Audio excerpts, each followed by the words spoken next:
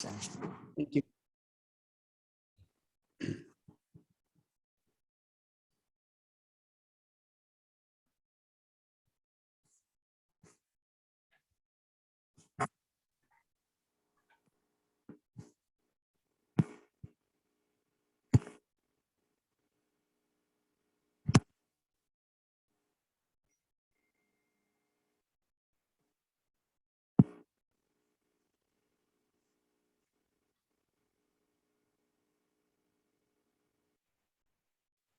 I'm just going to wait a minute to see if we get a few more participants in the room.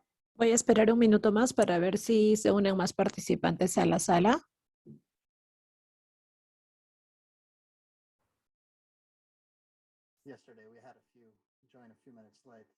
Ayer tuvimos algunos que se unieron unos minutos después y nosotros ya habíamos empezado.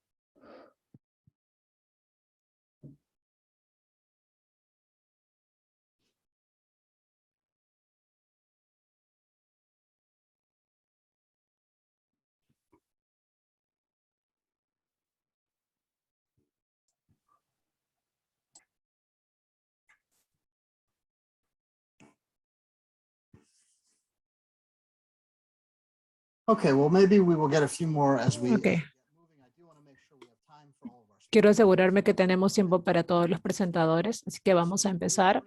Buenos días o buenas tardes o buenas noches para todos. Gracias por unirse con nosotros el día de hoy. Quiero recordarles que esta plenaria está siendo grabada, está disponible en inglés y en español. Quiero agradecer a nuestros auspiciadores Nova Nordics en la Founder Foundation y gracias a la ICOH por tenernos aquí. Mi nombre es José Siri. Soy un Senior Science Lead para Our Planet, Our Health Program. Es un honor estar en esta sesión sobre salud urbana con panelistas fantásticos. Por supuesto, la Organización Mundial de la Salud.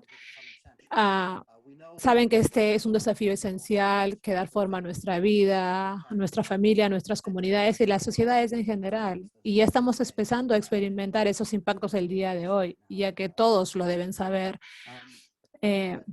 Y la urgencia todavía no está al mismo nivel que la escala del riesgo que estamos enfrentando. Entonces sabemos que las ciudades pueden ser parte de la solución y nuestros panelistas van a hablar hoy de los desafíos y las oportunidades desde el punto de vista de la urbanidad, de los sistemas de alimentación y la dieta y lo que podemos aprender de las ciudades en el rango de geografías y establecimientos en todo el mundo. Así que voy a presentar a nuestra primera presentadora, que es la doctora Karen Cito, que es la profesora de Geografía y Urbanización de Frederick Hay Hitson, de la Escuela de Medio Ambiente de Yale.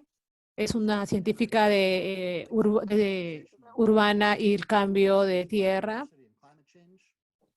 Ella está conllevando el capítulo de cambio climático y haciendo evaluaciones de salud. Ella es miembro de la Academia de Ciencias y también es parte de la Sociedad Americana de Ciencias. Karen, te doy la palabra. Gracias, José. Es un honor estar aquí con ustedes. Me alegra ver a tantas personas que estén participando en este panel, tantos amigos.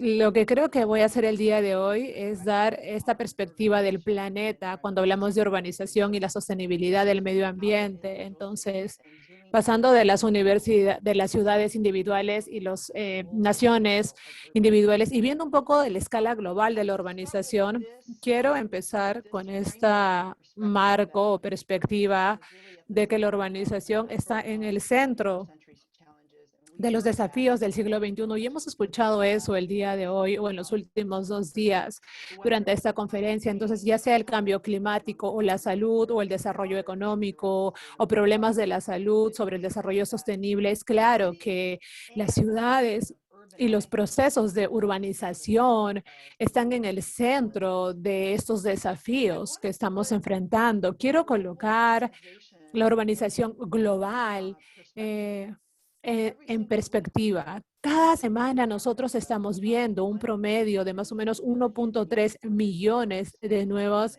urbanizaciones en el planeta. Entonces, la pregunta que yo tengo o lo que me gustaría preguntar es, ¿qué significa esto para nuestro planeta y para la sostenibilidad a nivel global.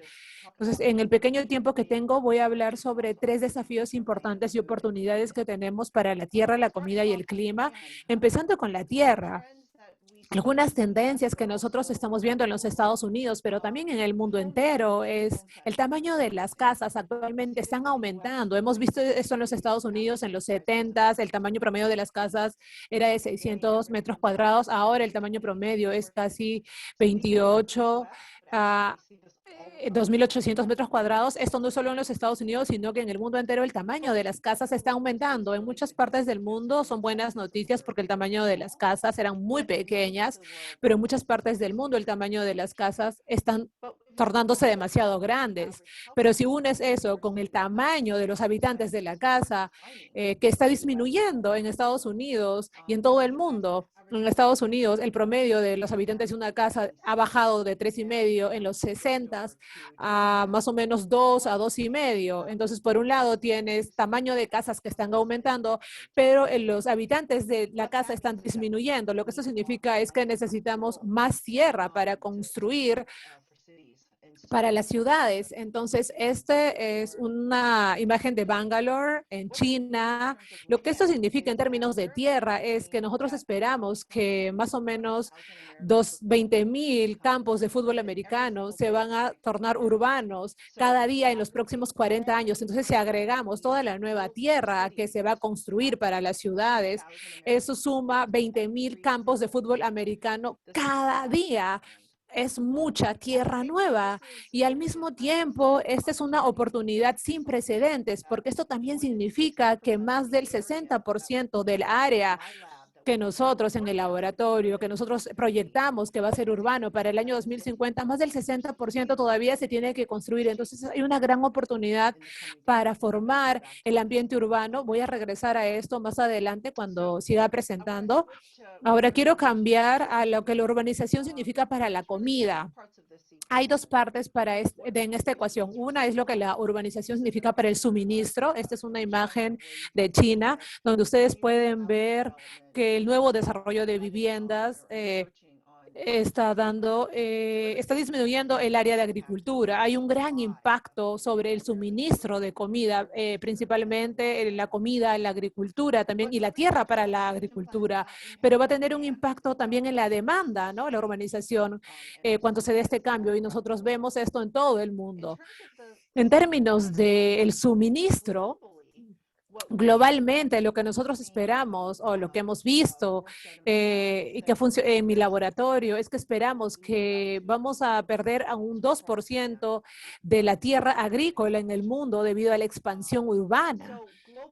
Entonces, globalmente, esto no es un número muy grande y hemos hablado con economistas agrícolas y ellos nos van a decir que esto se va a compensar con el intercambio, pero si vemos a países de forma específica, como las que están resaltadas aquí, por ejemplo, Nigeria, Pakistán, Vietnam, Egipto, va a haber mucha tierra que se va a perder, tierra agrícola en algunas regiones. En Egipto vamos a ver que más o menos 1/3 de esta tierra agrícola se va a perder debido a la expansión.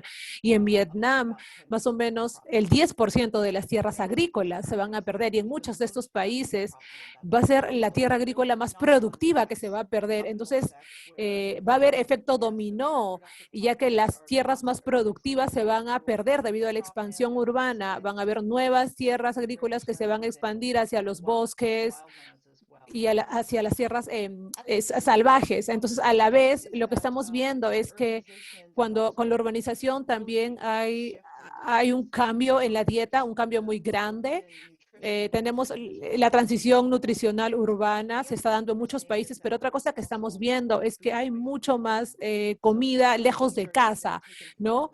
Esta es data que se ha tomado de 81 países donde pueden ver una correlación entre el porcentaje de la población urbana y el consumo de alimentos fuera de casa. También hemos visto patrones similares en términos de urbanización y el desperdicio de la comida y también la comida empaquetada, ¿no? Entonces hay un cambio en la dieta muy grande. Claramente hay muchos enlaces entre la urbanización y los sistemas de alimentación. Hay mucha investigación que se ha dado en estos dos puntos y esto es lo que acabo de mostrar, que existen enlaces entre las áreas que se han construido, las expansiones de áreas urbanas y la pérdida de tierras agrícolas. No hay mucha investigación sobre cómo la urbanización conlleva a una disminución en los ingresos, cambios en las dietas. Creo que alguien en el panel va a hablar de esto más adelante, pero hay muchas otras relaciones entre la urbanización y la alimentación que tenemos, que no entendemos mucho. Y aquí quiero resaltar dos cosas. Los cambios en los estilos de vida y la cultura es un buen ejemplo. Es que la urbanización y la pandemia, los problemas de salud y los cambios, el hecho de que tengamos esta conferencia de forma remota, ¿quién sabría todos los cambios que se están dando, no solamente por la cuarentena y la pandemia, sino mientras estamos construyendo las ciudades de mañana? ¿Quién diría que vamos a estar obteniendo la comida que nos iban a entregar a casa, que los productos nos los iban a llevar a casa? Ha habido mucha innovación con el empaquetado. Estos van a tener un gran impacto sobre lo que comemos, cómo comemos, y también en las implicaciones ambientales van a ser significativas. Quería resaltar otra cosa aquí, que es sobre la cadena de frío. Estamos viendo que en muchos países las personas en las ciudades están comprando más comida procesada, pero también más comida que tiene que ser refrigerada. Entonces, hay una causa ambiental de esta cadena de frío, ya que no es solamente el refrigerador en casa, sino también toda la cadena de suministro de mantener estos alimentos fríos, congelados y frescos. Entonces, déjenme terminar con el clima. Este es un tema muy cercano para mí.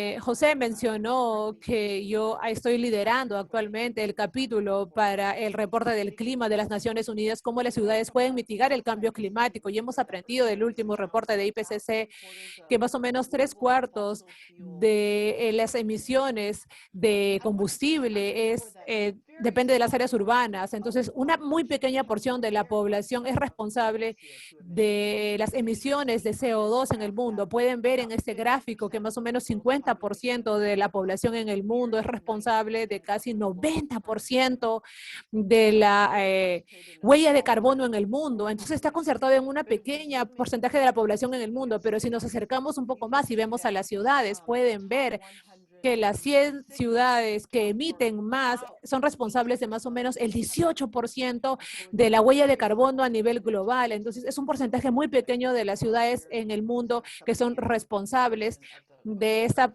porción sustancial de la huella de carbono en el mundo. Pero nuevamente tenemos una gran oportunidad aquí porque cómo construimos las ciudades del futuro va a importar mucho. Recuerden que más del 60% de las áreas urbanas en el futuro todavía no se han construido. Entonces tenemos una gran oportunidad aquí.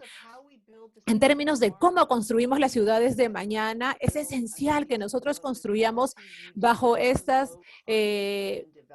estos son áreas con la construcción con bajos niveles de carbono, que se puedan caminar más, que estén más conectadas. Pensemos en densidades de intersección, que se pueda caminar, que tengan accesibilidad. Todas estas características de diseño urbano que hacen que tengamos estilos de vida más saludables también son mejores para la huella de carbono. Pero lo que están viendo aquí en el gráfico en la mano izquierda es que bajo un escenario de negocio, el construir ciudades como las hemos estado construyendo, lo que esperamos ver es que la energía urbana va a aumentar más de 3/4 para 2050. Entonces nosotros esperamos ver que las ciudades van a aumentar tener una mayor parte de las emisiones de gases de efecto invernadero y del presupuesto. Entonces, es esencial que nosotros construyamos las ciudades de mañana de forma muy diferente de cómo hemos estado construyendo las ciudades hasta ahora. Entonces, eso es como la urbanización va a afectar el clima a nivel global, pero la urbanización también va a afectar el clima a nivel local.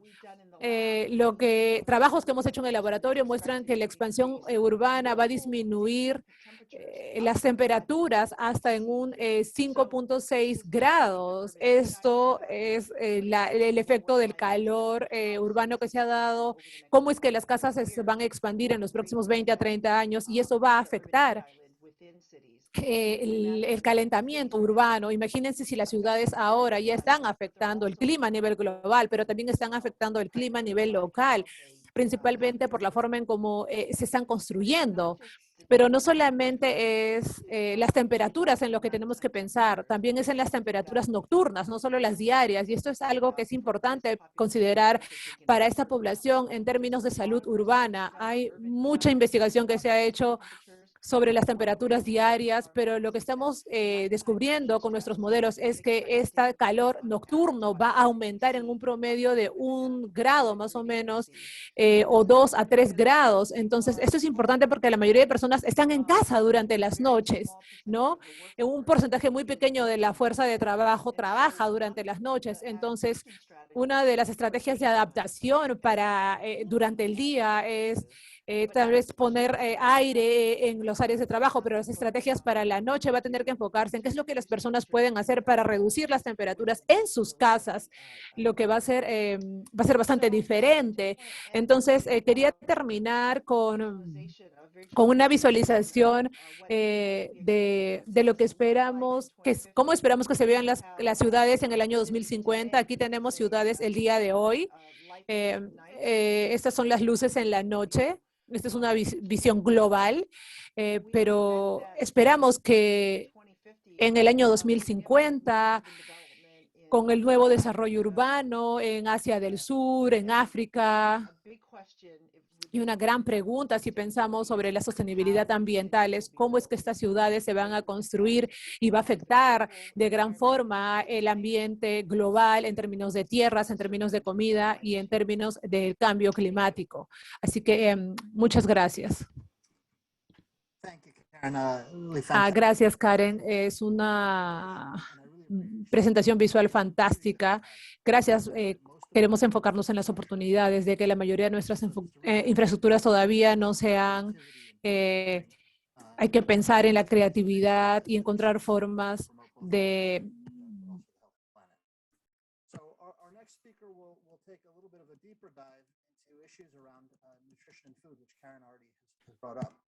Dr. Juan Rivera is the General Director of the National Institute of Public Health in Mexico and Professor of Nutrition at the Mexican School of Public Health.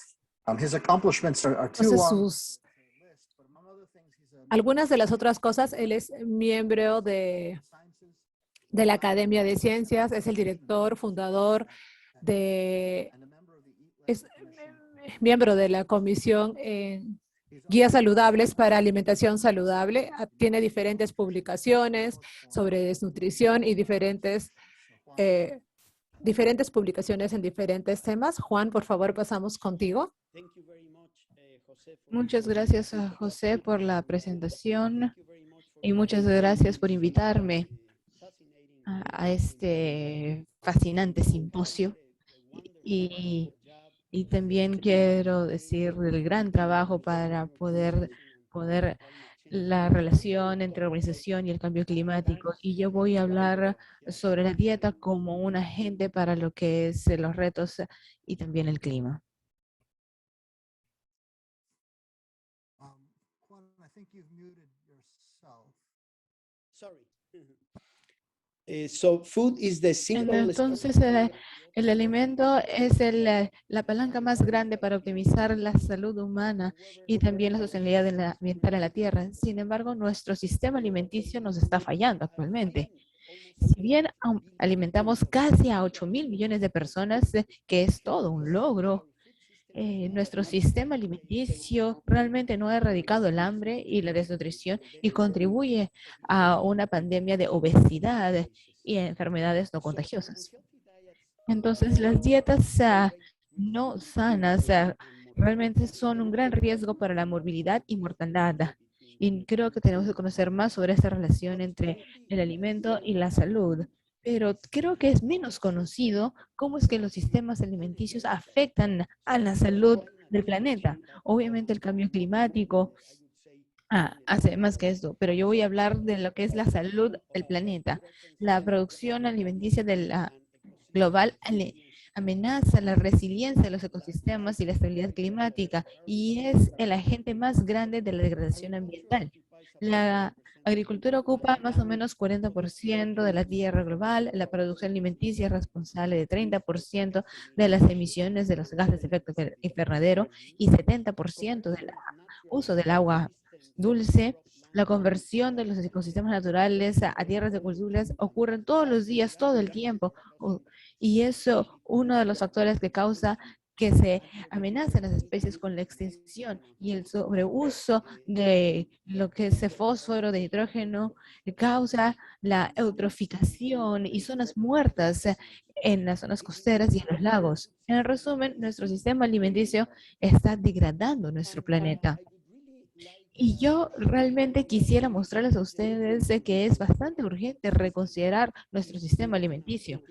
Para el 2050 tendremos que alimentar a casi 10.000 millones de personas, es decir, 2.000 millones más de los que alimentamos hoy. Algunos sistemas ambientales ya se encuentran fuera de lo que es la zona segura y tenemos que considerar urgentemente qué alimentos deberíamos comer y qué deberíamos producir. Del lado derecho ustedes pueden ver los sistemas que actualmente ya están más allá de los límites seguros o del cielo ecológico y podemos ver el cambio climático, podremos ver la carga de nitrógeno y fósforo, la conversión de las tierras y la pérdida de estas, y tenemos que hacer algo el día de hoy. Entonces, la pregunta que lancé es cómo es que podemos alimentar a 10.000 millones de personas para el 2050 con una dieta saludable, pero al mismo tiempo asegurar la sostenibilidad de nuestro planeta.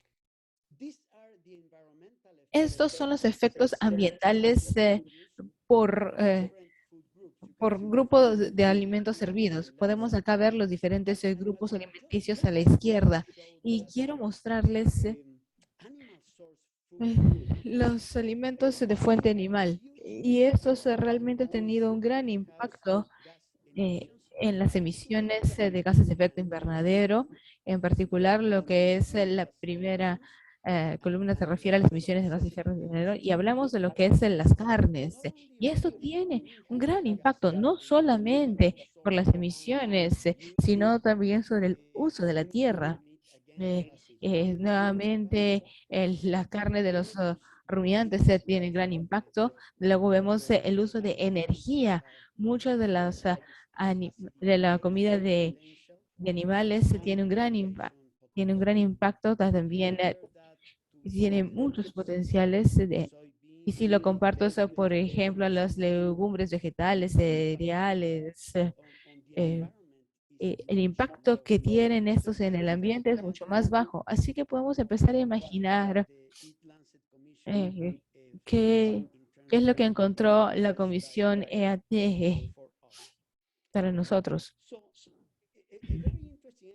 Y es un ejercicio muy interesante y fue comparar, ustedes saben, el impacto de los distintos ecosistemas y las emisiones de gases, el uso de agua fresca, el uso de la tierra, sobre los límites planetarios, es decir, sobre el umbral a partir del cual ya estamos bajo peligro.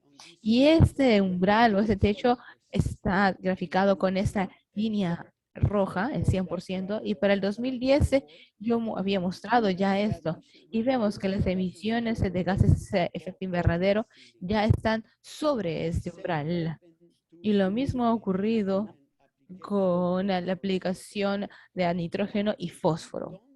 Ahora, si nosotros no hacemos nada con respecto a nuestra dieta y cómo producimos nuestras comidas para el 2050, nosotros pasaremos estos umbrales planetarios para todos los sistemas, emisiones de gases, uso de tierras de cultivo, uso de agua dulce, aplicación de nitrógeno y fósforo, y esto va a tener un impacto en la sobrevivencia de muchas especies.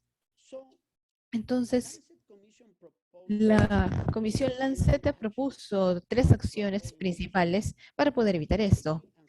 Una dieta saludable y sostenible, entonces deberíamos cambiar de nuestra dieta actual a una más saludable, a reducir la pérdida de comida porque 30% alimentación que se produce se pierde, y hablamos de una producción sostenible de alimentos. Y cuando hablamos de eso, hablamos del uso de técnicas que ya están disponibles, pero que muchos países y regiones ya utilizan, pero que muchos otros no.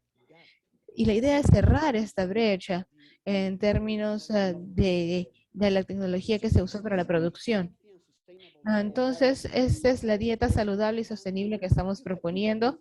Y acá tenemos los números, pero lo más importante es la imagen. Ustedes pueden ver que 50% de todo lo que comimos en volumen, que proponemos que sean frutas y vegetales, estamos hablando de medio kilo. Tenemos los granos, estamos diciendo que son 230 gramos en amarillo.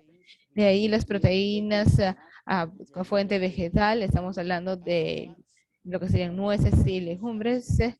Luego son 125 gramos. De ahí tenemos grasas. eh, y, y luego una pequeña cantidad de lo que es leche entera o equivalentes. Y luego proteína animal es solo 84 gramos por día. Pero si vemos carne roja, solo 14 gramos al día. Es decir, significaría comer una vez a la semana o una o dos veces a la semana. Es decir, a diferencia de la gran cantidad de carne como consumimos el día de hoy, y evitar tanto como sea posible las azúcares agregadas que están causando ya muchos problemas de salud en el mundo, ¿no? La azúcar refinada. Entonces, es con esta dieta evitaríamos más o menos 11 millones de muertes en exceso al año en adultos. Es decir, esto tendría un impacto enorme en la salud, pero como vamos a ver, también tendría un impacto en la salud del planeta. Entonces, esto es el consumo actual versus la dieta de referencia saludable, que es esta línea negra. Y vemos que todos consumimos más de lo que recomendamos de carnes rojas, salvo por el sur de África. Los vegetales de alminar se están consumiendo en exceso en la mayoría de países. Los huevos, también hay un exceso de consumo de huevos. Si hablamos del pollo o de carne desde ave, está un poquito hasta abajo de lo que se recomienda. Los lácteos está un poco menos de lo que se recomienda. El pescado también menos, y vegetales, frutas, legumbres están muy, muy por debajo de lo que sería en la dieta de referencia. Y si regresamos a la imagen que les había mostrado antes, si simplemente vemos qué significaría implementar estas tres medidas. Entonces, si nosotros implementamos dietas saludables, inmediatamente para el 2050, a pesar del crecimiento de la población, si pasamos una dieta como entonces las emisiones de gases de efecto invernadero estarían por debajo del límite. Y también el uso de agua dulce. Si nosotros mejoramos las técnicas de producción y utilizamos una producción sostenible, el uso de la tierra de cultivo también estaría por debajo, lo mismo que la aplicación de fósforo. Pero si combinamos las tres medidas, entonces todos nuestros sistemas estarán por debajo de esos niveles. La buena noticia es que la Comisión concluyó que alimentar 10.000 millones de personas con una dieta saludable dentro de los límites planetarios es posible con la combinación de las intervenciones propuestas, y esto mejoraría la salud y el bienestar de millones de personas, y también nos permitirá heredar a nuestros hijos un planeta que sea viable. Ahora, obviamente, esto hará una diferencia, pero ¿cómo podemos lograrlo? Y ese es el gran problema. Y acá podemos ver, este es mi país. En azul tenemos la dieta de referencia, y en amarillo tenemos los adultos mexicanos, y en rojo la población urbana, y en la verde la población rural. La población urbana en México consume muy poco de lo que son granos enteros. Consumimos muchos granos refinados. Consumimos muy pocos vegetales, frutas, En otras áreas consideramos mucho en las áreas urbanas, pero en las rurales muy poquito, pero lo que es carnes rojas, por sobre pollo, legumbres, casi todos consumimos menos de lo que se recomienda y luego las azúcares refinadas, todos consumen más. México es un campeón en el consumo de bebidas azucaradas, desafortunadamente. Es decir, la población urbana, las áreas urbanas realmente demandan mucho de la comida que realmente está dañando al planeta y a nuestra propia salud. Y en México la población urbana representa el 76% de toda la población, que somos 96 millones de personas. Entonces, los cambios que se requieren en México es mejorar las vegetales, frutas, legumbres, nueces, cereales, aumentar la población rural, reducir la producción urbana, eh, quitar las azúcares refinadas, granos refinados y la carne procesada. Esto puede lograrse a través de ciertas políticas, o por ejemplo, aumentar la comida saludable. Y si nosotros cambiamos los subsidios agrícolas que ahorita están subsidiando muchas de las comidas no saludables, y si aumentamos la disponibilidad de estas comidas en áreas rurales. Es increíble que en áreas rurales no encuentren vegetales o frutas, salvo los que se producen localmente. Hay que de poner comidas saludables en los programas de alimentación en las escuelas. Nosotros necesitamos mejorar esto. Y también en cuanto a lo que era el consumo de carnes, tenemos un programa de subsidio de leche que tiene que ahorita está apuntando a las comunidades urbanas para reducir las azúcares refinadas, los granos refinados. Deberíamos duplicar los impuestos a esto. México fue uno de los primeros países que empleó estos impuestos, pero tenemos que seguir aumentándoles para reducir el consumo de azúcares, asegurar de que se consuma más agua fresca en las comunidades. Además, de las etiquetas, de que se pongan advertencias en las comidas no saludables. La ley se aprobó el año pasado. Sin embargo, nuestro sistema de etiquetado y nuestro sistema fiscal no atacan las carnes procesales que desafortunadamente es consumida por muchos niños. Entonces, las estrategias para la transformación alimenticia o por la Comisión Lansense es pasar a una dieta saludable, ver las nuevas prioridades agrícolas para producir grandes cantidades de comidas, en lugar de eso, producir comidas saludables, intensificar la producción para tener comidas de alta calidad, una gobernanza coordinada de tierra y agua. Y finalmente, reducir las pérdidas de alimentos con lo que es un costo de desarrollo sostenible. Muchas gracias. Muchas gracias, doctor Rivera. Esa es una muy buena presentación sobre la complejidad de los sistemas alimenticios y su interacción con otros elementos de sostenibilidad. Entonces, y ciertamente es sobre el marco planetario, es muy importante para poder entender los límites seguros a través de la acción colectiva. Yo diría que hablamos de salud planetaria y ese es un grupo que agradecemos mucho y estamos muy orgullosos de ser financiadores de esta fundación. Nuestro siguiente orador va a ser Heidi Tutuhanen, es un experto en el Instituto Ambiental de Estocolmo. Ella trabaja en desarrollo sostenible relacionado a lo que son procesos de gobernanza y toma de decisiones y ella está viendo lo que es planificación urbana. Ella actualmente está trabajando en un doctorado para ver la adaptación y reducción de desastres y riesgos.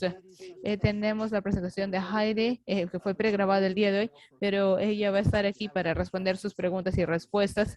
Si quieren hacerlo, por favor, háganlas. Y en esta presentación vamos a hablar un poco más de detalles, un poco más granulares sobre esos temas. Entonces, le voy a pedir a las organizaciones que compartan su presentación. Gracias. Gracias por tenerme aquí como parte de la conferencia para hablar sobre nuestro trabajo. Mi nombre es Heidi Tuckerman. El día de hoy yo voy a hablar sobre el trabajo en las ciudades secundarias, en ciudades urbanas y bienestar. Para quienes no están familiarizados con el Instituto de Stockholm, es un instituto que trabaja en la intersección de ambiente y desarrollo. Tenemos 8 centros, 6 están involucrados en este proyecto. Nosotros, ¿cómo es que afectan los espacios urbanos nuestro bienestar y cómo apoyamos a las ciudades en el bienestar? Ese es nuestro enfoque en nuestro instituto. Nosotros vemos los espacios públicos y la accesibilidad en ciudades secundarias en el contexto de países con ingresos medios y bajos, en Kenia y en Tailandia.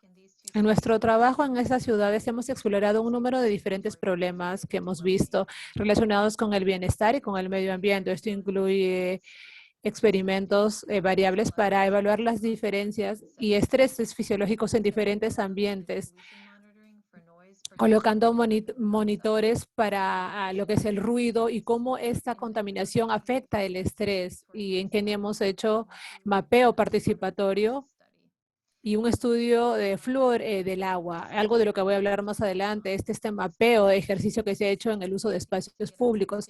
La idea es tener una vista de cómo la calidad ambiental y en los vecindarios influencia el bienestar residencial. En las últimas décadas nuestras ciudades van a enfrentar muchos desafíos. Sabemos que las ciudades que están creciendo significa que tenemos que ver cómo podemos maximizar las oportunidades que ofrecen las ciudades. Significa aprovechar las oportunidades para hacer que el bienestar sea prioridades junto con el desarrollo económico, espacios que sean accesibles, que va a mejorar la forma de vida de nuestra ciudad de diferentes formas. Incluso en ciudades, los humanos dependen de la naturaleza para los sistemas de los ecosistemas. Sin embargo, en muchas ciudades que están creciendo rápidamente, estos espacios naturales se están dejando de lado por las demandas económicas. Esto es el caso de ciudades secundarias, donde esta presión económica está haciendo que los sistemas de gobierno sean menos efectivos y utilizan recursos limitados, especialmente con el contexto de los cambios climáticos, que sobrevé los beneficios de mantener los espacios verdes y la sociedad y el bienestar. Y esto está haciendo que las ciudades lleven caminos de desarrollo negativos, y esto hace que ciudades o áreas de las ciudades requieran áreas para la promoción del bienestar. Nosotros vemos que estas áreas verdes, debido a razones históricas, se distribuyen de forma desigual en diferentes niveles de la ciudad y no tienen el mismo acceso para todos.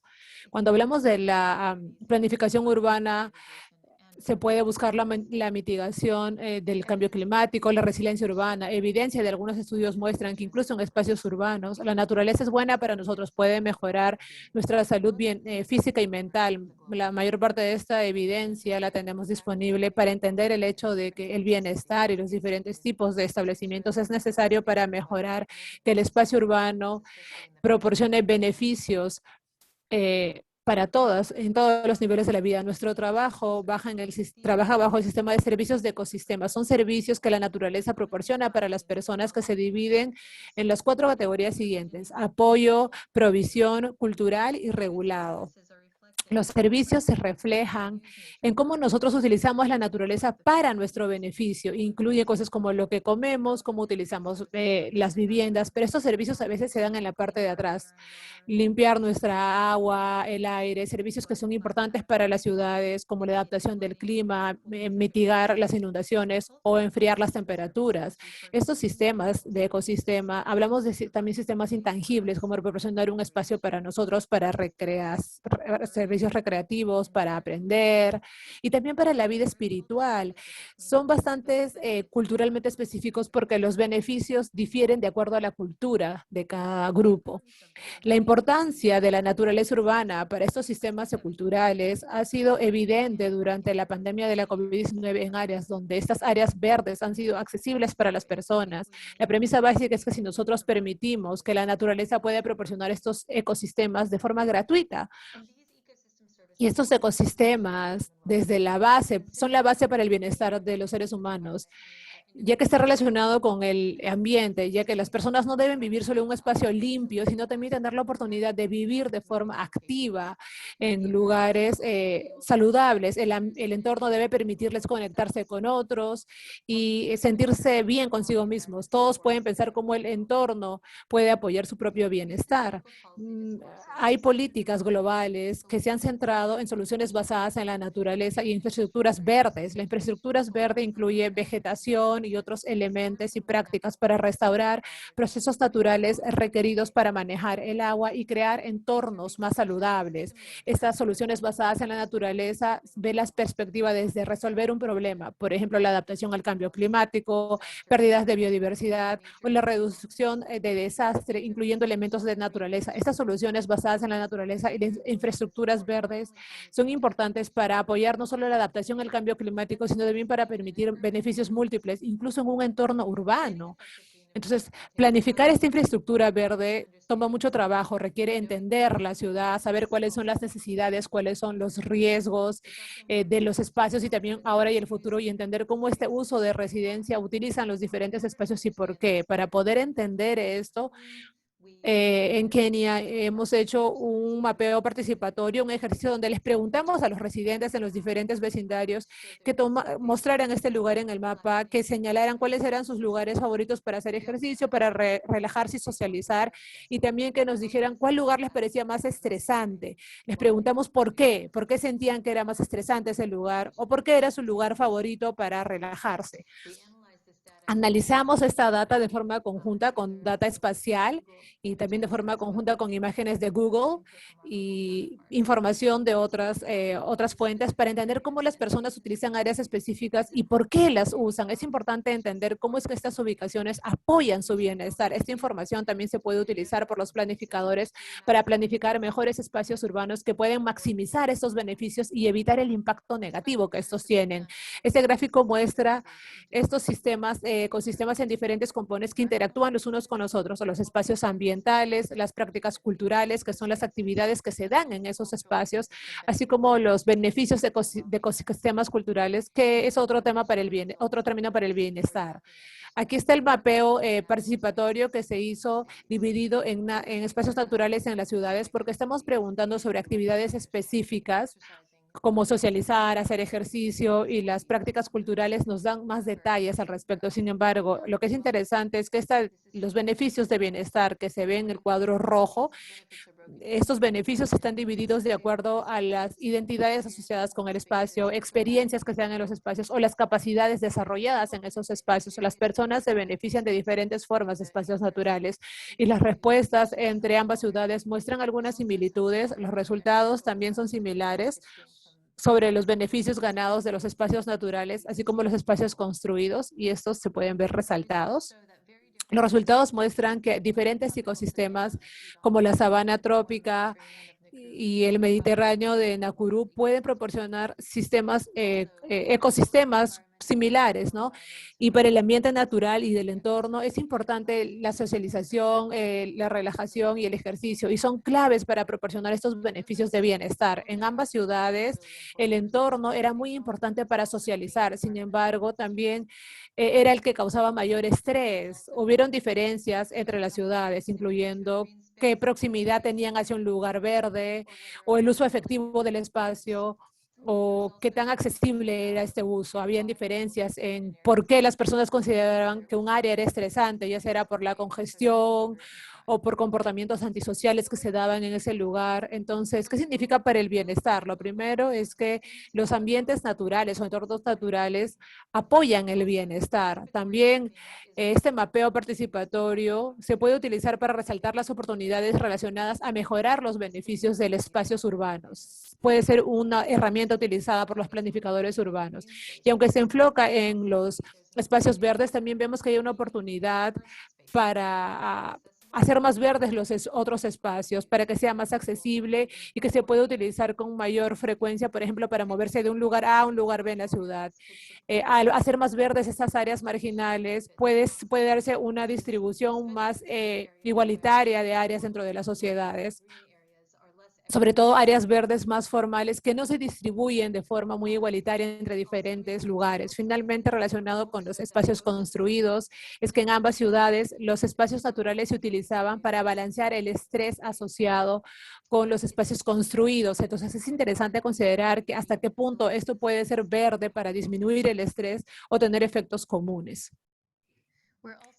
También hemos explorado la conexión entre los ecosistemas culturales hasta un marco de bienestar comprensivo que se llama las 5 formas de bienestar, que fue desarrollado por la Fundación Económica como una base de evidencias y acciones que mejoran el bienestar en áreas públicas. Las 5 formas son acciones específicas que se pueden construir en las vidas diarias de las personas, conectar con las familias, con los amigos, con los vecinos, estar activos de forma física, notar el mundo y reflejarlo en tus experiencias, continuar aprendiendo para disfrutar y tener confianza y compartir y disfrutar este momento con los demás. Participación en cada uno de los elementos ha demostrado que trae mejoras en el bienestar subjetivo de las personas, pero también se ha demostrado que las personas pueden combinar las acciones. Por ejemplo, esperamos que hubiera una ganancia de beneficios cuando hablamos del valor estético o espiritual de la ubicación y conectar a las personas con su entorno, ¿no? O compartir su herencia cultural. Ahí podemos ver la conexión entre 2 de las formas, conectar y también analizar el lugar en el que están. También maximizar, maximizar el bienestar relacionado con los entornos urbanos. Gracias, me gustaría escuchar cualquier pregunta o cualquier feedback que tengan al respecto. Gracias a Heidi por dar esa presentación. Va a haber tiempo para las preguntas. Primero, el enfoque en la naturaleza que da tantos beneficios para la salud y para el entorno, también en las ciudades. Creo que el enfoque en las ciudades secundarias es muy importante porque hay tanta menos información sobre esas ciudades para ese tipo de contextos. Por ejemplo, también los establecimientos informales en este tipo de ciudades, a los que hay que prestarle más atención para que no se queden atrás. Un tercer elemento era la importancia y el valor de la participación, ¿no? Incluir las perspectivas de las personas y su conocimiento para poder recolectar la información y demás. Entonces, quiero resaltar de que pueden hacer preguntas en el chat. Voy a pedir a nuestros oradores que vayan respondiendo las preguntas si pueden hacerlo. Por tanto, vamos a pasar con nuestro último presentador, el señor Renzo Winto, que es un profesor asociado de Practice of Global Public Health. Es el Chief Planetary Doctor de PH Lab para avanzar en la salud de ambas personas y el planeta. Ha recibido diferentes premios en diferentes áreas. Ha sido parte de Let's Health Commission y Advisory Counseling of Global Health. Recientemente apareció en Le Tablet Magazine. Renzo, vamos contigo. Muchas gracias, José. Es un placer estar aquí en esta conferencia internacional sobre salud urbana. Voy a compartir con ustedes mi pantalla y nuevamente buenas noches de Manila. Creo que soy el único en esta parte del mundo que todavía está despierto en esta conferencia tan importante. Pero creo que este es el motivo por el cual yo voy a hablar de las ciudades, sobre todo aquí en Asia, y cuáles son las lecciones que nosotros hemos aprendido sobre el cambio climático y la salud del planeta. Mi presentación va a reforzar un poco lo que ya hemos escuchado de nuestros 3 primeros presentadores. Déjenme empezar recordando que más de las 50 megaciudades del mundo están ubicadas en Asia, como ustedes pueden ver en este mapa, y Asia y estas ciudades están enfrentando una amenaza del cambio climático que ya se está desarrollando, como ustedes pueden ver en estas noticias. Entonces, si hacemos zoom in en el sudeste de Asia, que es donde está mi país, Filipinas, está ubicado, pueden ver que este es un sitio muy caliente para el clima. mientras más vulnerable es un país al cambio climático, y desafortunadamente mi país, Filipinas, es el más rojo de todos. Entonces, como todo, la región, como un todo, está proyectada a experimentar un aumento en las temperaturas promedio hasta el año 2050, como ustedes pueden ver en estos mapas. Y también ya se siente en muchas ciudades de Asia, desde las ciudades más calientes y más secas hasta las otras en la región. Entonces podemos ver ahora un aumento en las temperaturas y una disminución en las precipitaciones, como pueden ver en algunas de las ciudades principales dentro de la región. Y el cambio climático también se manifiesta no solamente en un aumento de las temperaturas, y una disminución de las precipitaciones, sino también eh, vemos un aumento en la intensidad de eventos extremos como los tifones o inundaciones intensas, por ejemplo, en Filipinas, y esto incluso se ha dado durante la pandemia. Los filipinos, aquellos que están viviendo en las áreas marginales, han sido enfrentados con ese dilema. Por un lado, me quedo en mi casa y me protejo de la COVID, pero quizá mi casa se va a inundar por estas inundaciones terribles y puede ser que el techo de mi casa se destruya por estos vientos tan fuertes. Y por otro lado, me puedo ir a estos lugares o estos refugios donde hay muchísima gente para protegerme del cambio climático, pero voy a enfrentar un mayor riesgo de poder contagiarme del virus, porque en estos refugios hay muchas personas. Entonces, en algunos de estos lugares de esta región hemos visto esta confluencia de ambos, la crisis de la COVID y también la crisis del clima. Por supuesto, nosotros sabemos que el cambio climático está conducido por las emisiones de los gases de efecto invernadero, que las fuentes de estos gases son las fuentes de la contaminación del aire. Y aquí ustedes pueden ver algunas de la información, no solamente del daño económico, sino también las consecuencias en la salud de la contaminación del aire en algunas de las ciudades principales de Asia. Entonces, a poder abordar las causas del cambio climático también mejoraría la calidad del aire en algunas de las megaciudades, incluso en algunas de las ciudades secundarias. Eh, el cambio climático también se manifiesta en términos de el aumento de los niveles del agua de mar, la inundación de muchas secciones en ciudades grandes dentro de la región, China, Bangladesh, Indonesia, en Bangkok. Entonces, nosotros también necesitamos pensar en cómo es que nosotros podemos abordar el impacto en la salud del aumento de los niveles del mar en muchas de estas ciudades que están en la costa en Asia. En realidad, en las Filipinas, aquí en Manila, se espera y se proyecta que en el año 2050 toda la ciudad podría estar bajo agua. Entonces, estas acciones son muy necesarias ahora para asegurar que esto no suceda, pero también de que las personas puedan adaptarse a esta nueva normalidad, ¿no? Ya estamos hablando de la nueva normalidad cuando hablamos de la COVID, pero hay otras realidades relacionadas con el clima que se están dando también, y quizá estas nuevas normalidades se van a tener que imaginar y tenemos que estar preparados para esto. Nosotros sabemos que el cambio climático y que estos fenómenos que he mencionado están presentes y se sienten en las ciudades asiáticas. Nosotros vamos a tener un rango de impactos. Este diagrama, hay muchos caminos, ¿no?, entre el cambio climático y los resultados en la salud humana. Y como podemos ver, no hay una señal de algún grupo que sea inmune a los impactos del cambio climático, enfermedades crónicas. Hay daños también en la nutrición, también en la salud mental, en términos de desastres, pero también la ansiedad ecológica, por ejemplo, el aumento del nivel del mar, pero también Escuché que no solamente hay que hablar de los problemas, sino también explorar cuáles son las oportunidades. Y creo que deberíamos estar hablando un poco más sobre cuáles son los co-beneficios de la mitigación del clima para la salud, ¿no? Y en la planificación urbana, cambios en el sistema de transporte, en el sistema de energía, en el sistema de alimentación, todos de los cuales están presentes en el entorno urbano.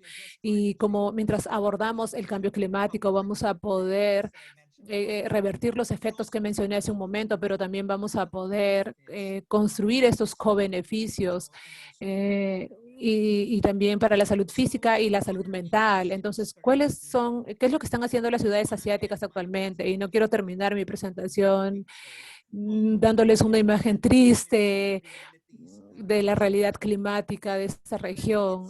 Hay muchos libros y artículos que se han escrito sobre cómo las ciudades asiáticas están combatiendo y se están preparando para luchar contra el cambio climático en términos de mitigación. Pero hay un documento publicado por el Banco de Desarrollo Asiático el mes pasado, en junio del 2021, que son 100 acciones climáticas de diferentes ciudades en Asia. Me gustaría invitarlos a todos a que lo puedan revisar. Estas son algunas de las mapas interesantes que van a poder ver en ese documento. Muchos proyectos innovadores en el área de energía limpia y renovable en diferentes ciudades de Asia. Son muy buenas noticias, así como también mucho proyectos de transporte urbano y de movilidad, no solamente que nos permite lidiar con el cambio climático, sino también para acceder a estos co-beneficios para la salud, también comunidades sostenibles y bajas en niveles de carbono, ¿no? Por ejemplo, la infraestructura, servicios sociales que son bajos en niveles de carbono.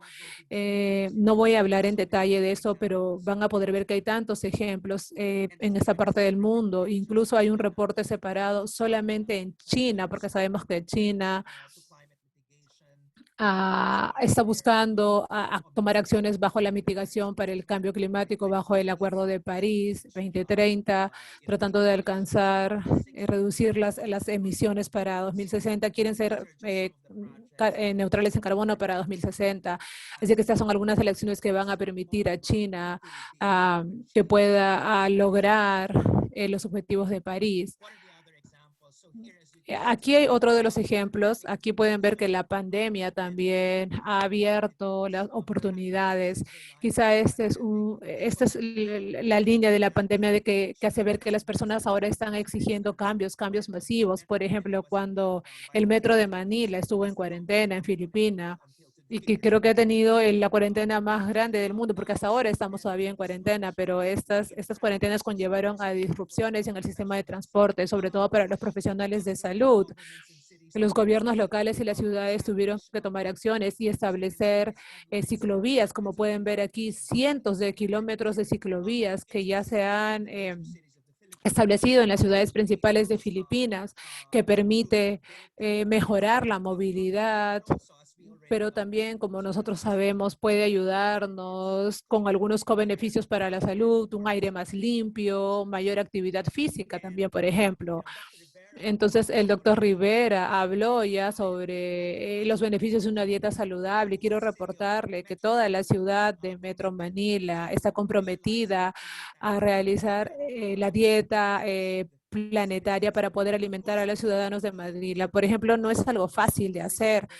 Este es un primer paso muy importante, anunciar y comprometerse a esta nueva forma de dieta. Esperemos que en los próximos años podamos ver más desarrollos en tratar de alcanzar este objetivo. Y como les dije, las ciudades asiáticas ahora, algunas están hundiéndose. Yakarta, por ejemplo, se está hundiendo debido al cambio climático y al aumento de los niveles del agua. Pero en lugar de solamente elevar algunas de sus secciones, ellos han decidido cambiar la capital de la ciudad a otra isla. Entonces, este es un ejemplo de cómo es que las ciudades están preparándose para un futuro climático inestable. Tenemos a Japón también, con todos sus más de 400 ciudades que se han comprometido a emisiones de cero carbono para el año 2050. Entonces, son objetivos bastante ambiciosos. Por ejemplo, en Japón, en India, este concepto de clima inteligente con mitigaciones, pero también adaptación, porque desafortunadamente ya hemos alcanzado un cierto grado de cambio climático inevitable, ¿no? Ya se está experimentando en algunas partes del mundo. Entonces, este marco de clima inteligente se está utilizando en algunas ciudades alrededor del mundo. Este es un ejemplo interesante de Bangladesh. Sabemos que Bangladesh, especialmente las áreas en Delta, están con la amenaza del aumento de los niveles del mar. Entonces, están trabajando en las ciudades secundarias donde han anticipado que las personas se vayan a mudar desde las ciudades de la costa a la parte más interna del país. Entonces, este es solamente un ejemplo de las ciudades que ahora se están adaptando, no solamente los ciudadanos, sino también a los ciudadanos o las personas que esperan que van a recibir cuando se dé este cambio climático. Y en Singapur también, que es una ciudad bastante rica, están gastando mucho dinero nuevamente para tratar de asegurarse de que puedan sobreponer el aumento de los niveles del agua del mar, y también las temperaturas han subido, es bastante caliente. En Singapur en este momento se pueden esperar días más calientes incluso en este país en los próximos años, así que están invirtiendo incluso en data científica, en innovaciones para predecir las temperaturas y demás. Entonces, estoy pasando a la última parte de mi presentación. No voy a hablar en detalles, pero esto es para recordarnos que sí, vivimos en la era de cambio climático, pero también vivimos en la era de otros cambios climáticos masivos, globales, que son antropogénicos en su naturaleza, ¿no? Tenemos los cambios demográficos, la urbanización, por supuesto, la migración, el crecimiento poblacional, etcétera, y el avance ecológico. Todo está conllevando estos cambios ambientales que se están dando y que van a generar un amplio rango de resultados negativos para la salud. Entonces, el doctor Rivera también mencionó sobre, no voy a hacer detalles sobre esto, pero solamente tengo este marco que ha sido desarrollado por el centro. Estos 9 boundaries que tenemos que proteger, estos límites para la sobrevivencia de la civilización humana. Creo que ya se ha mencionado esto varias veces por la última hora, pero nadie lo ha definido. Entonces creo que cuando hablamos de salud del planeta, tenemos que cambiar y expandir de salud pública a la salud de las personas, a la salud del planeta, ¿no? El salud de las personas en el planeta. Y la forma en que yo lo pongo es que, ok, ahora yo tengo dos pacientes, las personas y también el planeta, ¿no? Que es la salud y la sobrevivencia del mismo. Entonces, en Filipinas, nosotros hemos establecido la salud del planeta en Filipinas, que es una comunidad que está creciendo, es interdisciplinaria, intersectorial y de intergeneraciones, incluso internacional, porque estamos tratando de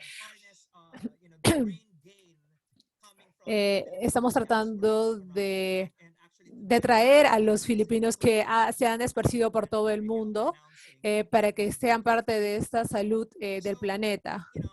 Entonces, durante el tiempo de la COVID hemos visto este gráfico nuevamente en las redes sociales. Tenemos que tratar de bajar la curva de la COVID-19, agregar más camas, más enfermeras, más vacunas, y creo que el mismo mantra aplica para la crisis climática en los desafíos del cambio del planeta. Tenemos que bajar esa curva, tenemos que achatar la curva, y la diferencia principal es que la capacidad de la Tierra no se puede expandir y no se puede cambiar, no es negociable, y por lo tanto la única opción es que tenemos que cambiar nuestras acciones. y tenemos que hacer uso de este proceso de recuperación de la COVID para asegurarnos de que nuestro futuro sea verde, sea saludable, sea justo. Y me estoy preocupando porque estos esfuerzos de recuperación y de estímulo que estamos viendo en varios países no están considerando necesariamente el cambio climático a escala del planeta y estamos en un alto riesgo de regresar a la antigua normalidad, a pesar de que es algo anormal. Entonces, se le llama la vieja normalidad versus la nueva normalidad versus la anormalidad. Entonces, finalmente, tenemos que hablar sobre la economía a gran escala, ¿no? En que las ciudades y nuestras formas de vida dependen una de las otras. Necesitamos más equipos de protección personal como mientras tratamos de luchar contra la pandemia. Pero otro equipo de protección personal que necesitamos es una economía orientada hacia las personas y hacia el planeta. Y este equipo, este EPP, tiene que proteger los límites del planeta como la base social de la humanidad y asegurándose de que las desigualdades no sean exacerbadas.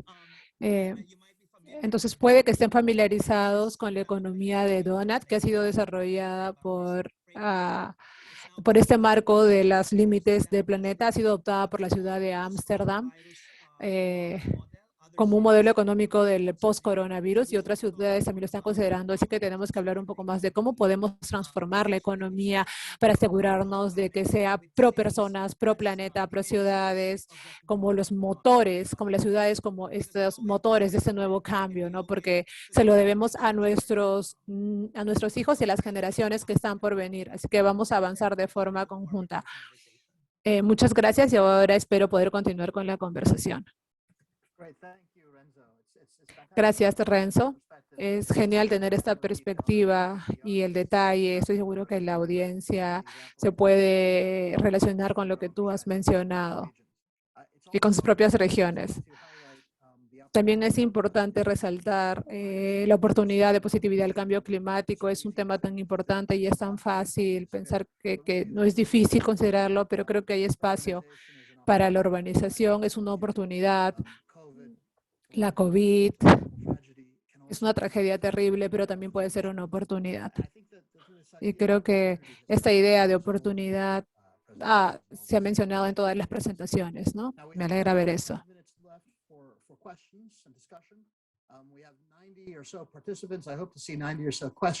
Muy bien, entonces tenemos 25 minutos para preguntas.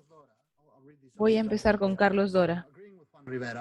Y Juan Rivera, que queremos lecciones sobre cómo crear transformación para la división que está representado por estos. Tenemos más ciencia y buenas prácticas.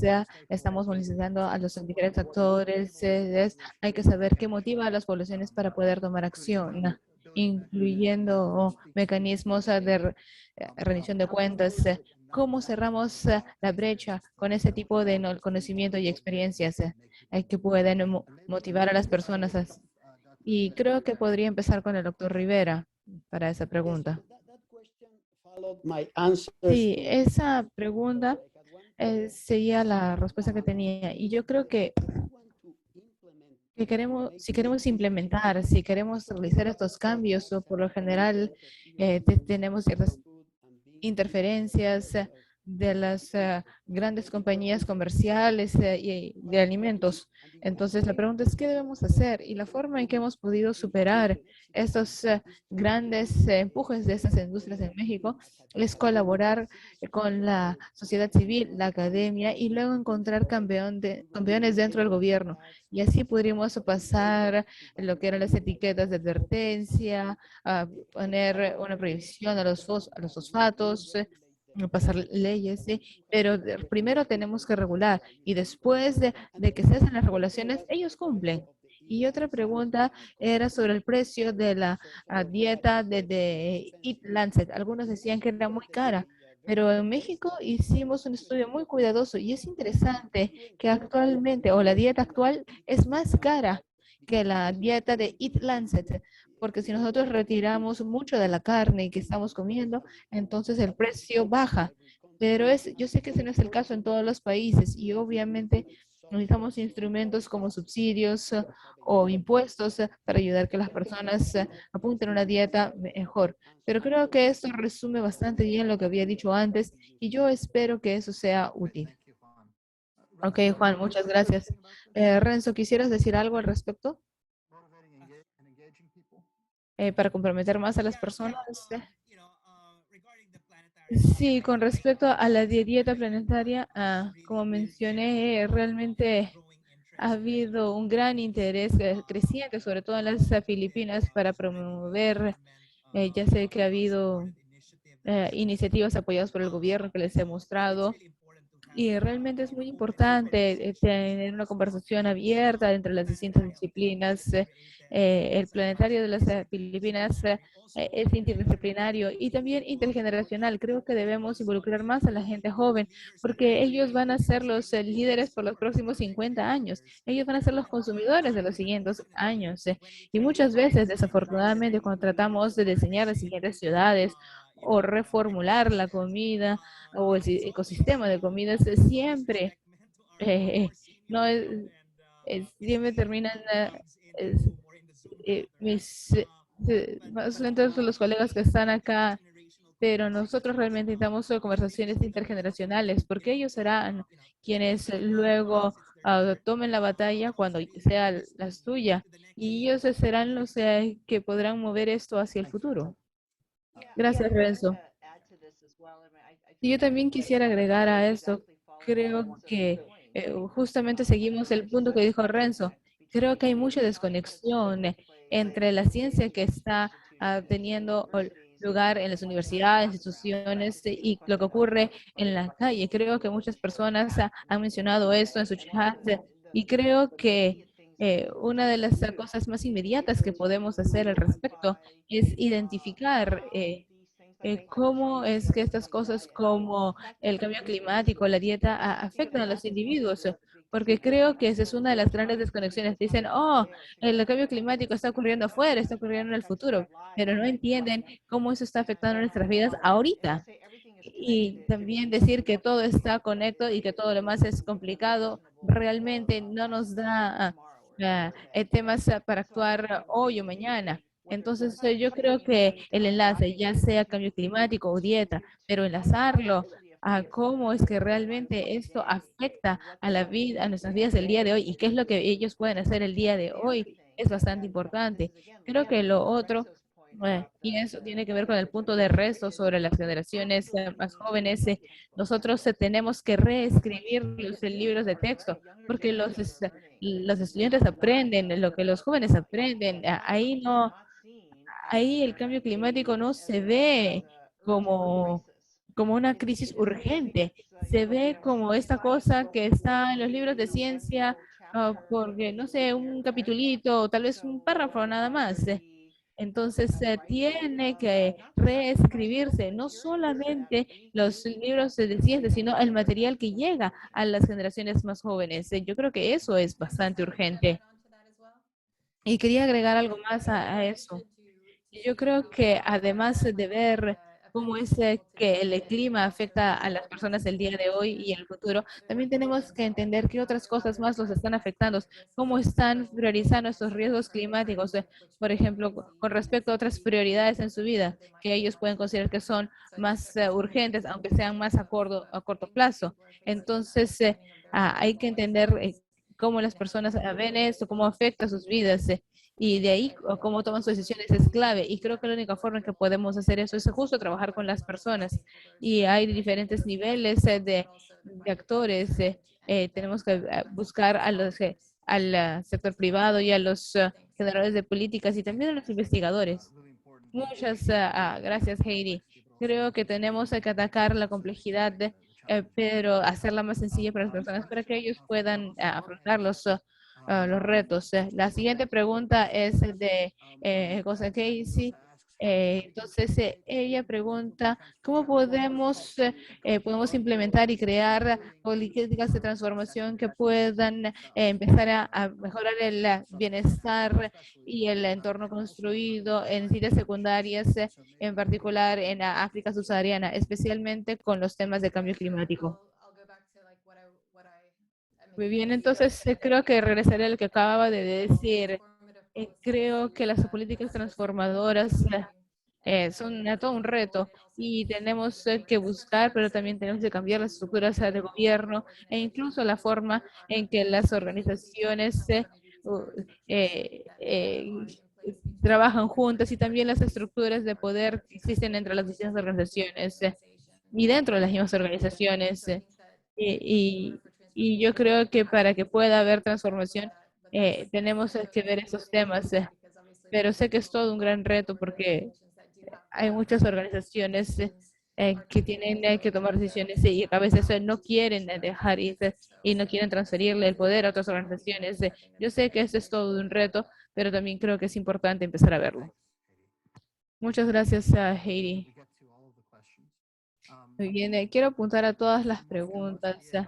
Desde Mónica Mazariegas, Leticia recomienda acá un paper de la doctora Rivera, y que podemos ver, pero Mónica dice, doctora Rivera, las emisiones y los diferentes eh, y las diferentes dietas han sido también, entonces, es decir, los patrones de dieta como la dieta del occidente versus otras dietas han sido revisados.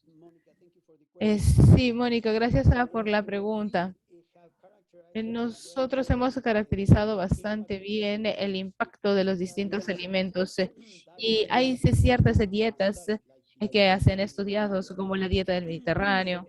Eh, Hay un estudio que está viendo de lo que serían las dietas occidentales de promedio.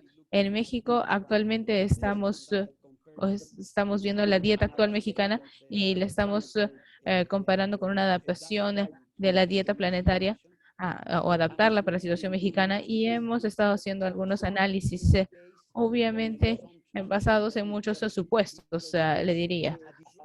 Porque a nivel global nosotros tenemos una cifra, pero a nivel local los sistemas alimenticios son muy diferentes y nosotros tenemos que tomar muchos supuestos, pero estamos obteniendo muy buena información sobre el impacto no solo de los alimentos, sino de las distintas dietas, y yo creo que eso es algo que se necesita bastante.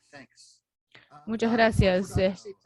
Para el doctor Cito, usted mencionó el cambio que tenemos que hacer para tener más medidas de adaptación en los hogares de las casas. ¿Y cómo cree que se pueden hacer estos para las residencias existentes? ¿Son subsidios? Tenemos ¿cuáles son los mecanismos que podrían hacer eso retroactivo? Que es más implementar en espacios públicos, más difícil implementar en casas. Bueno, primero tenemos que crear conciencia, eso es clave, entender. Y a lo que yo me refería cuando hablaba de esto en mi charla, es que con el cambio climático, pero también con otro desarrollo urbano, estamos sabiendo que las temperaturas nocturnas van a aumentar. Y ahí es donde vamos a necesitar mayor adaptación a nivel de casa. Y entonces la estrategia para aumentar la adaptación va a ser diferente según la casa, según la ciudad. Entonces vamos a necesitar estas estrategias, es decir, las casas para los casos de altos ingresos, una estrategia podría ser aislamiento, aire acondicionado. Esa es la estrategia de adaptación para las casas. Dice, ok, enciendo el aire acondicionado cuando es cuando hace mucho calor, pero para otras ciudades esa no va a ser una estrategia.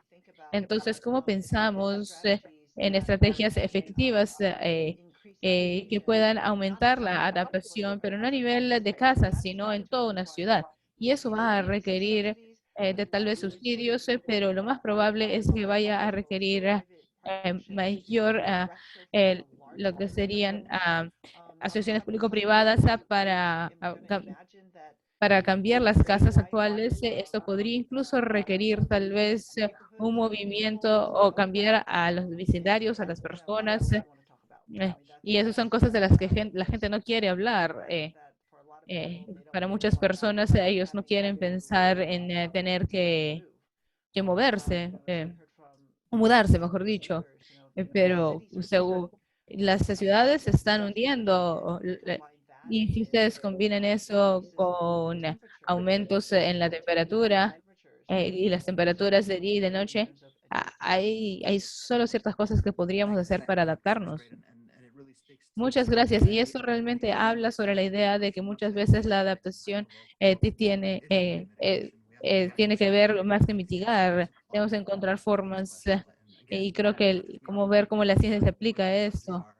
Y, y tenemos que asegurarnos de que podamos resolver los problemas relacionados con los problemas.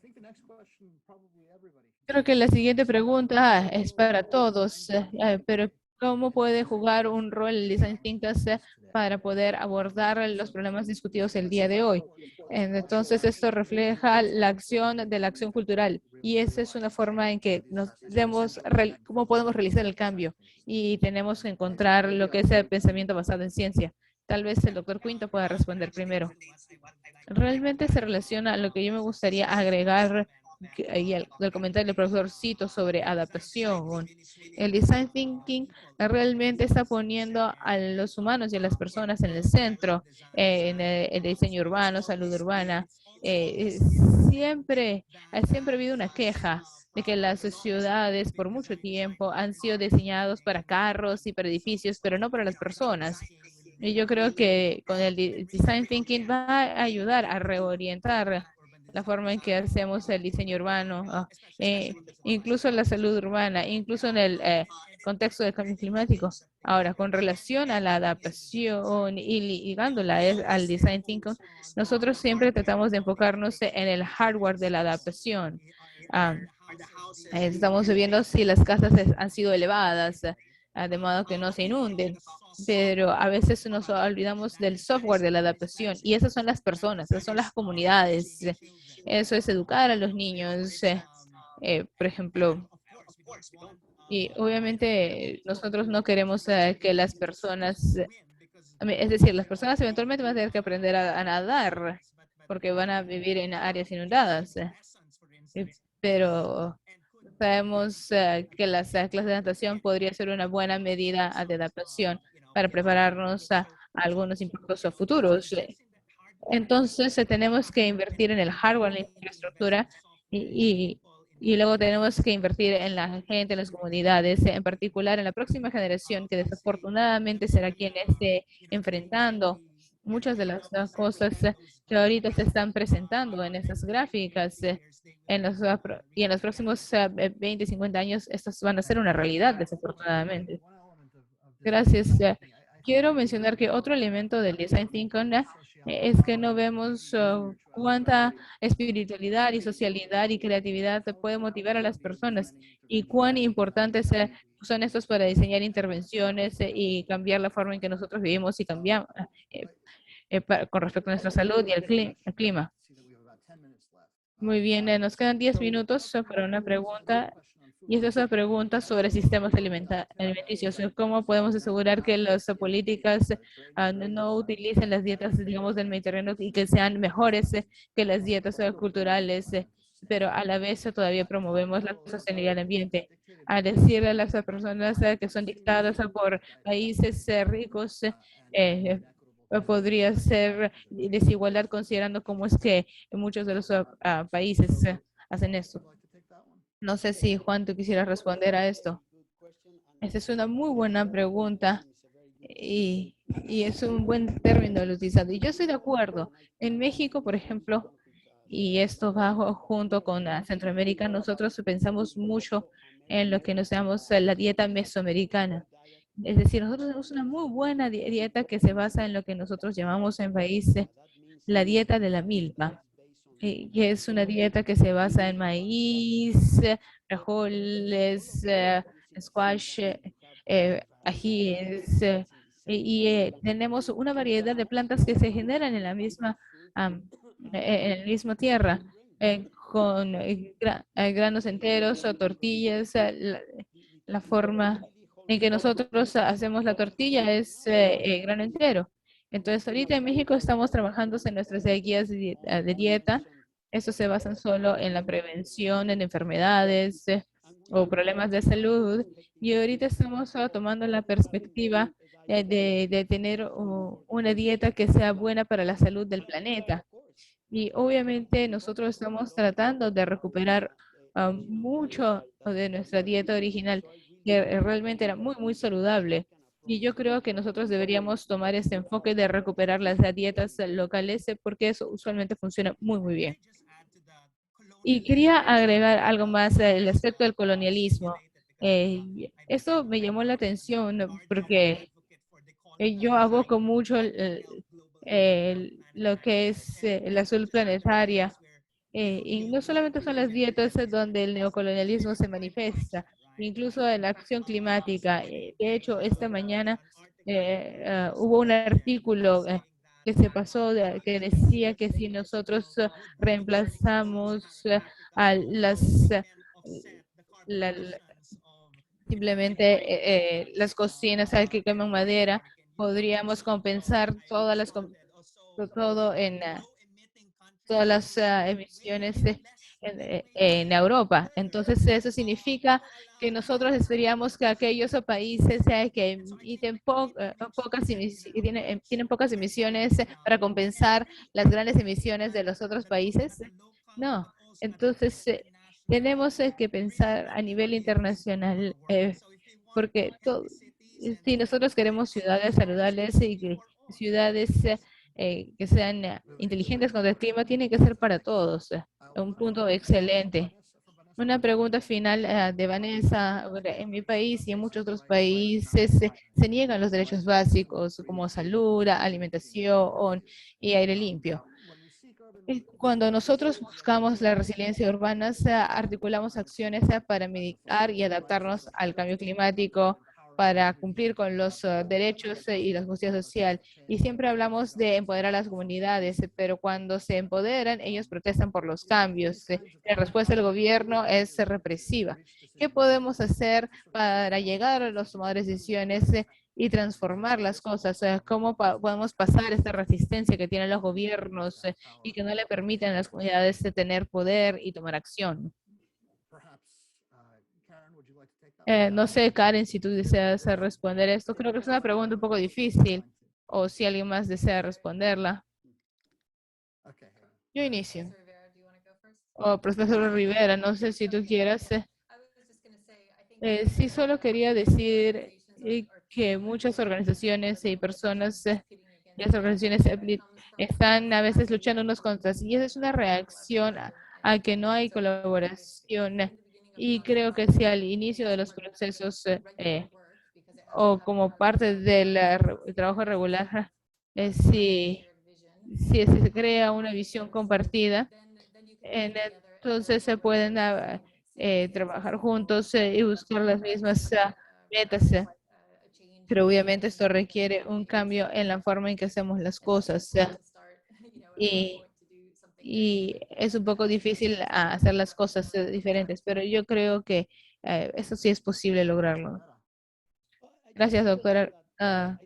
Doctor Rivera, yo quería mencionar que cuando necesitamos acciones políticas, nosotros tenemos que alimentar la demanda por acciones, y creo que la sociedad civil y la academia realmente pueden pasar por los medios o por la incidencia en lo que sería el poder legislativo.